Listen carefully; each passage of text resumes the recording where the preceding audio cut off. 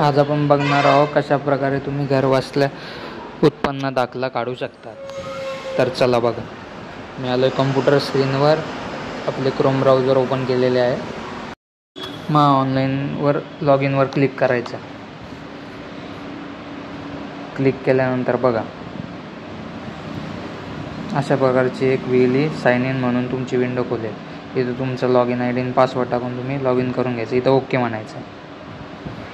त्याच्यानंतर तुम्हाला इथे हे कट करून टाकायचं। त्याच्यानंतर तुम्हाला इथे शोधायचं आहे महसूल विभागामार्फत दिल्या जाणाऱ्या सर्व्हिसेस।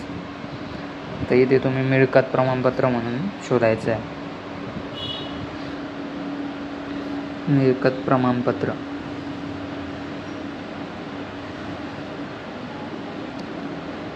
कुठे गेलं हे बघा। त्याच्यानंतर मिळकतीचे प्रमाणपत्र, आवश्यक कागदपत्रे बघा, महत्त्वाचे काय काय आहे तुमच्यासाठी। ओळखपत्राचा पुरावा म्हणून आधार कार्ड कुठलंही एक चालतं। तलाठी अहवाल लागतो कंपल्सरी। तलाठी अहवाल नसेल तर नगरसेवकाचा दाखला पण चालतो, जो तुम्ही नगरसेवकाकडून लिहून आणतात तो सुद्धा चालून जातो। त्याच्यानंतर इथं अर्जदाराचे तपशीलमध्ये ज्याचा काढतायत त्याची डिटेल भरून घ्यायची।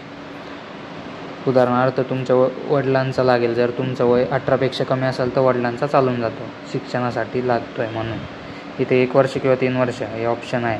त्याच्यानंतर जन्मतारीख, वय, लिंग वगैरे, व्यवसाय तुमचा जो आहे, शेतमजुरी असेल, भ्रमणध्वनी, हे सगळं टाकून घ्यायचं। आधार नंबर नाही टाकला तरी चालतो। जे मॅन्डेटरी आहे रेड मार्कमध्ये तेच भरणं गरजेचं आहे, बाकीचं नाही भरलं तरीही चालतं। अर्जदाराचे कुटुंबातील सज्ञान व्यक्ती हे नाही भरले तरी चालतं। लाभार्थीचे तपशील हे पण नाही भरलं तरी चालतं, फक्त लाभार्थी जिथं रेड मार्क आहे तेच भरायचं आहे। त्याच्यानंतर तुम्ही स्वतःसाठी काढत असाल स्वतः लाभार्थीचे तपशीलमध्ये टाकून घ्यायचं।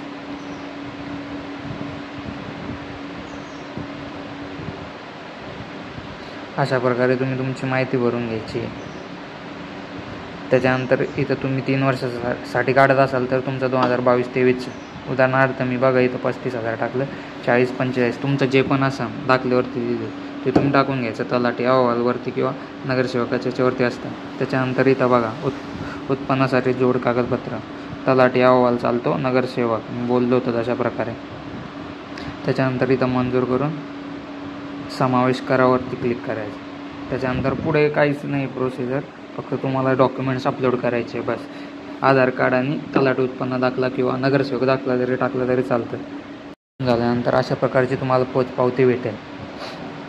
तर तुम्ही फॉर्म तर भरला, पण त्याचं स्टेटस चेक करण्यासाठी बघा आपल्याला कुठं जायचं आहे, डिस्ट्रिक्ट स्टेटस। त्याच्यानंतर इथे डेट, ज्या तारखेला तुम्ही फॉर्म भरला, पेंडिंग असेल तर पेंडिंगवरती क्लिक करून इथं डिस्प्ले ॲप्लिकेशन करायचं। बघा मी आता फॉर्म भरला होता, ॲप्लिकेशन आय डी बघा। आता ॲप्लिकेशन आय डीवरती क्लिक केल्यानंतर आपण जी माहिती भरली का ती इथे दिसून जाईल। तुमचा फॉर्म इथे दिसून जाईल, तपशील, लाभार्थी वगैरे सगळं पूर्ण तुम्ही उत्पन्न काय टाकलं अशा प्रकारचा तुम्ही फॉर्म भरू शकता। व्हिडिओ आवडला असेल तर प्लीज सबस्क्राईब करायला विसरू नका। फॉर्म भरताना काही प्रॉब्लेम झाला असेल तर मला कमेंट बॉक्समध्ये कळवा।